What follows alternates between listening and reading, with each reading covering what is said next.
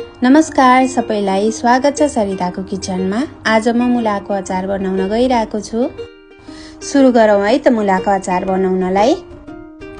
पहिला अचार कति बनाउने हो त्यो अनुसार मुला लिने र कतिको पिरो खाने हो त्यो अनुसार हजुरले हरियो खुर्सानी लिन सक्नुहुन्छ।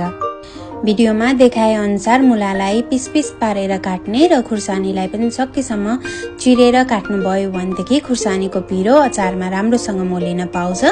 त्यसपछि काटेको खुर्सानी र मुलालाई एक ठाउँमा राख्ने र खुर्सानी र मुलालाई एक ठाउँमा राखिसकेपछि अब हामीले मसला तयार गर्नतिर लागौं।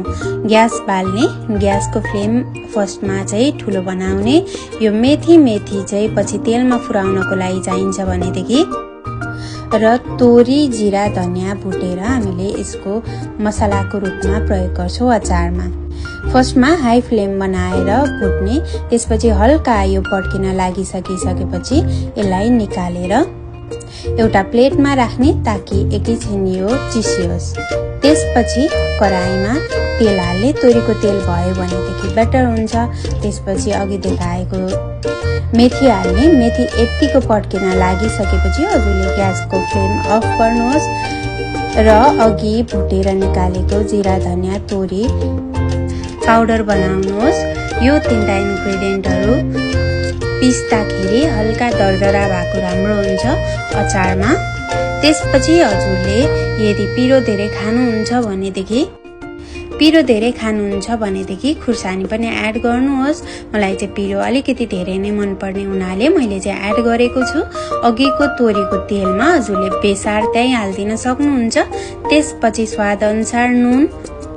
यो मुलाको अचारमा चाहिँ सकेसम्म हल्का नुन धेरै नै हालेको राम्रो हुन्छ। पछि अमिलो हुँदाखेरि त्यो नुन ब्यालेन्समा आउँछ। त्यसपछि हजुरले हात राम्रोसँग धोएर अचार राम्रोसँग हातले नै मोल्नुस्। हातले मोल्दाखेरि चाहिँ अचारहरुको मसला राम्रोसँग अचारहरुमा भित्र पस्छ। त्यसपछि मोलेको अचारलाई एउटा सफा उभानो भाँडामा हजुरहरूले स्टोर गर्न सक्नुहुन्छ। अचार हाल्दाखेरि चाहिँ हल्का थिचेर हाल्नुस् ताकि चाँडै अमिलो होस्। अचार हालिसकेपछि त्यसलाई मजाले बिर्को लगाएर केही दिन घाममा राख्नुस्। केही दिन घाममा राखिसकेपछि अचार अमिलो भएर खान मिल्छ। ल मैले चाहिँ अचार घाममा राखे है त।